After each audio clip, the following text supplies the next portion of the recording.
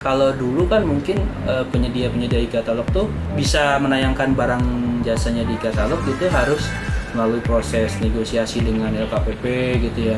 Dan itu butuh waktu lama gitu, panjang gitu. Kadang malah barangnya udah keburu habis di pasar gitu. Dulu mungkin orang belum tahu tuh ada tindak pidana pencucian uang. Iya. Sekarang ada. Iya nggak? Nah sekarang dengan kemajuan teknologi berbanding lurus dengan tingkat kriminalitas menurut saya. Tender sebenarnya nggak sulit, cuma butuh waktu panjang, butuh energi lebih. Kalau e-katalog tuh ya singkat prosesnya, gampang gitu. Ya kita nggak capek-capek menunggu proses tender gitu kan. Iya. Nah, jadi kenapa harus pilih yang metode yang lebih makan waktu lebih lama?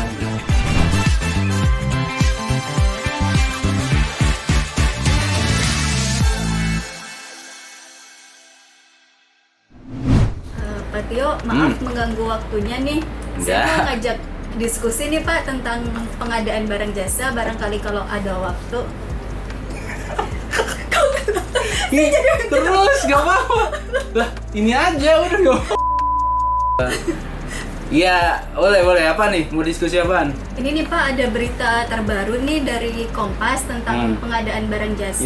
Yang ini? Iya Pak, jadi sekarang itu Pemda bisa melakukan pengadaan dengan klik marketplace pada Kementerian PUPR. Oke, klik marketplace Kementerian PUPR. Oke. Iya, benar. Kita baca dulu deh, soalnya saya juga agak bingung nih. Siap, Kayaknya baru banget nih. Jadi saat ini Pemda itu dapat menggunakan e-katalog sektoral yang dikembangkan oleh Kementerian PUPR dalam melakukan proses pengadaan barang jasa terkait dengan kegiatan infrastruktur. Oh, oke. Terus. Di sini Dirjen Bina Konstruksi Kementerian PUPR baru saja melakukan penandatanganan e-katalog sektoral dengan 41 penyedia jasa yang ada di Jakarta. Oh, ini tanggal 10 Februari ya, 2022. Iya, benar Pak. Jadi di tahun PUPR 2020. udah lebih dulu nih kayaknya. Iya. Soalnya juga Kemenkumham kan kayaknya baru masih dibahas ya. Oh iya, jadi Iya, ini udah Kementerian PUPR sudah melakukan penandatanganan Iya, Pak udah siap e-katalog. mereka. Iya. Terus. Benar Pak. Terus untuk melakukan e-katalog tersebut, Pemda harus mendapatkan izin dari kepala daerah. Sebagaimana kita ketahui selama ini ya Pak, kan terdapat 3 e-katalog ya Pak. E-katalog nasional, sektoral, dan juga lokal. Dimana untuk yang nasional dikembangkan oleh LKPP, yang sektoral dikembangkan oleh kementerian, dan yang lokal oleh Pemda. Bukan dikembangkan, pengembangnya tetap LKPP loh, Oh, iya. tapi pengelolanya kalau nasional pengelolanya LKPP sendiri. Oh iya, Karena pengelolaan. dia bersifat nasional ya, semua KL, kementerian lembaga atau pemerintah daerah bisa akses. Tapi kalau sektoral itu pengelolanya ya tetap mungkin ada LKPP-nya, ada peran LKPP, tapi lebih banyak di kementerian atau KLPD-nya. Dalam hal ini ya UKPBJ di KLPD tersebut. Kalau sektoral. Iya Pak. Oke. Terus. Tadi kan nasional, sektoral, satu lagi Pak? Satu lagi yang lokal Pak, yang Oh iya. Betul. Lanjut. jadi kalau Pemda tersebut mau melakukan pengadaan barang jasa melalui katalog tersebut, nanti tinggal dibuka aja aksesnya dari kementerian kementerian tersebut. Selama produksi atau kapasitasnya tersebut masih tersedia, maka dapat melakukan proses pengadaan Iya. tersebut.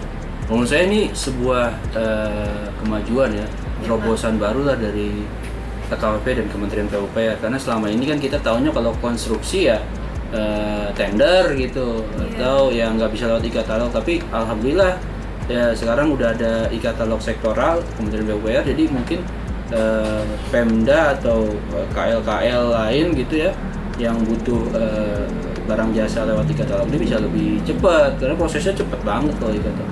Oh, iya. Terus apa lagi nih yang disampaikan beritanya? Selain itu Pak, di berita ini juga disampaikan dalam e-katalog tersebut sudah tersedia spesifikasi maupun harga di mana barang tersebut sudah disesuaikan dengan pasaran. Spesifikasinya seperti apa, harganya berapa, sudah. Memang kalau yang barang jasa yang masuk e-katalog itu cirinya adalah mereka punya standar gitu, jadi gampang distandarisasi lah. Tapi kalau kayak yang sifatnya custom, nah itu nggak bisa masuk e-katalog.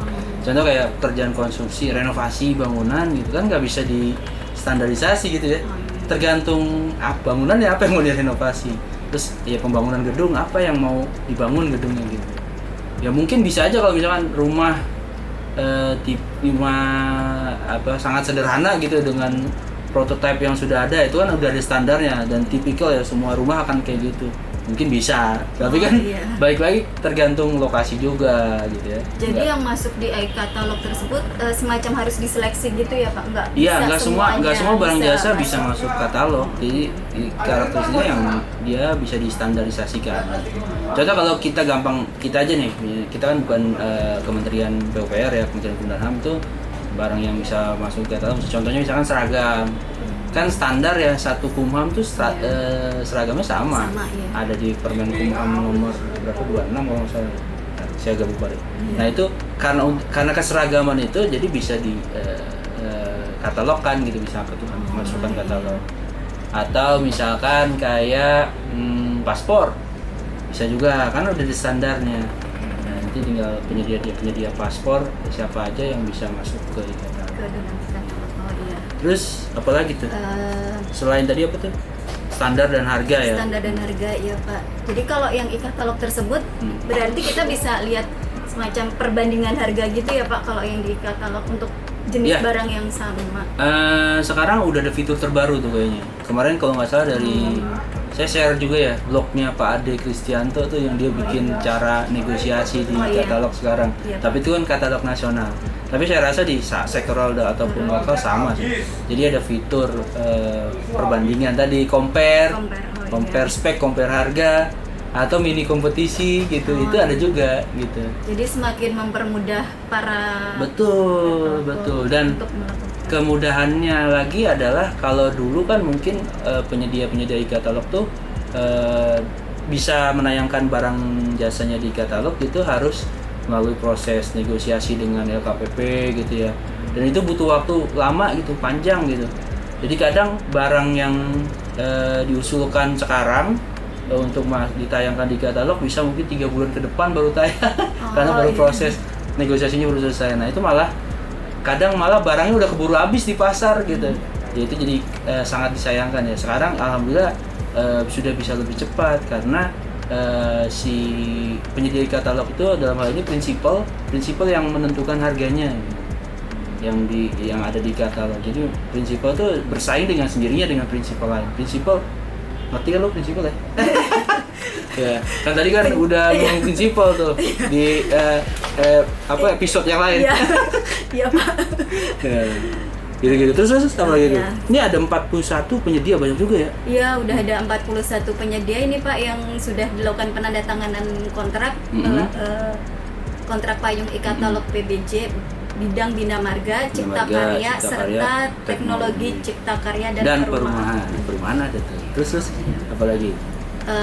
Rinciannya yaitu 31 penyedia jasa untuk etalase produk pekerjaan preservasi jalan, 9 penyedia jasa produk instalasi pengolahan air, struktur baja, serta 1 penyedia jasa produk rumah unggul dan sistem panel. Wah ini keren banget ya. Jadi ya produk jasa konstruksi atau pekerjaan konstruksi yang bisa distandarisasi mungkin salah satunya ini gitu. Ya. Terus.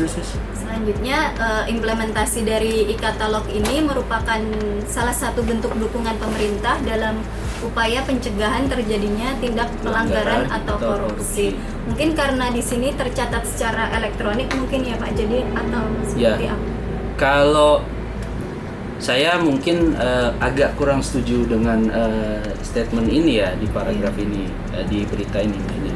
Memang kalau transparansi iya. Jadi transparansi, akuntabilitas ya, karena semua harga terpublish, semua aktivitas dalam katalog sektoral itu nanti ada historinya, kita bisa akses dan tentunya akuntabel. Jadi maksudnya bisa dipertanggungjawabkan gitu. Kita ngapain aja selama proses e-katalog itu ada ininya, ada buktinya gitu dan dapat dipertanggungjawabkan.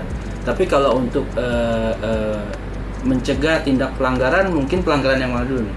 Terus atau korupsi ya, harapannya sih iya gitu ya, arahnya mungkin mau ke sana, tapi sekarang gini aja deh, gampangnya kalau misalkan mau mengandaikan ke korupsi ya, ini kita agak keluar dikit nih. Dulu mungkin orang belum tahu tuh ada tindak pidana pencucian uang. Oh iya. Iya. Sekarang ada. Iya. Iya nggak? Iya. Ya, orang nggak kepikir gitu karena dulu mungkin teknologi belum bisa ngedetek itu.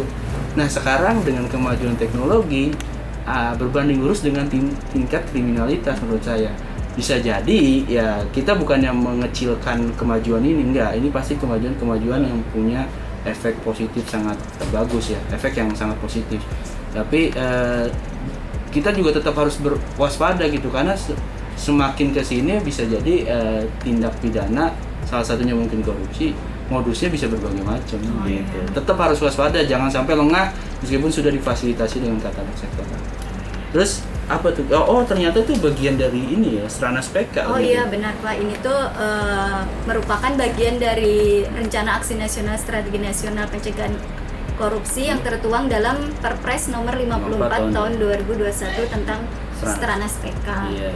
Dan ini juga merupakan sebenarnya pengembangan dari katalog elektronik dan toko daring yang dikemukakan LKPP. Jadi memang programnya ternyata sudah lama ya, dari 2021, tapi mungkin baru bisa diimplementasikan tahun ini. Meskipun demikian ya kita berharap pelaksanaannya atau implementasinya bisa berjalan dengan baik gitu. Oh ya, satu lagi Pak, mungkin agak nyambung atau tidak ya Pak, kan sekarang sedang digalakkan terkait dengan bangga buatan produk dalam negeri ya Pak. Betul, Untuk yang di e-katalog ini apakah hanya untuk produk dalam negeri saja atau bisa juga produk yang dari luar? Kalau kemarin mungkin dalam berita yang berbeda ya, nanti kita bisa diskusi di berita yang lain nih. Ada juga ya bahwa pemerintah tuh sekarang lagi menggalakkan, pemerintah dalam hal ini LKPP sedang mengupayakan pengoptimalan produk dalam negeri dalam e-katalog gitu. Mencantumkan produk dalam negeri dalam e-katalog. Bukan hanya mencantumkan tapi juga bagaimana mengupayakan supaya digunakan, dibeli gitu produk dalam negerinya. Itu PR besar ya LKPP dan semua satker pemerintah gitu ya. Tapi kalau dikaitkan dengan ini ini kan pekerjaan konstruksi ya. Saya kurang tahu ya apakah di produk instalasi pengelolaan air, struktur baja, rumah unggul dan sistem panel itu memang di dalamnya ada produk-produk dalam negeri atau produk impor, itu saya kurang tahu. Yang jelas sekarang ini yang saya tahu kalau dari teman-teman penyedia e-katalog yang mereka masih jualan kok produk impor gitu. Tinggal sebenarnya gimana preferensi kita sebagai pelaku pengadaan ya, mewakili pemerintah Indonesia bisa preferensinya diarahkan, ayo dong beli produk dalam negeri dulu. Kalau ada produk dalam negeri kenapa beli yang impor gitu? Harusnya seperti itu. Jadi untuk produk yang sudah termuat dalam e-katalog tersebut, misal terkait dengan preservasi jalan, misal produk itu udah ada di e-katalog, itu apakah wajib untuk melalui e-katalog tersebut atau bisa melalui kata-kata wajib atau enggak sebenarnya sejauh ini saya belum nggak ketemu ya di aturannya. Jadi dulu memang sempat ada aturan bahwa kalau ada di katalog wajib lewat katalog gitu. Tapi sekarang kayaknya kata itu dihilangkan gitu ya.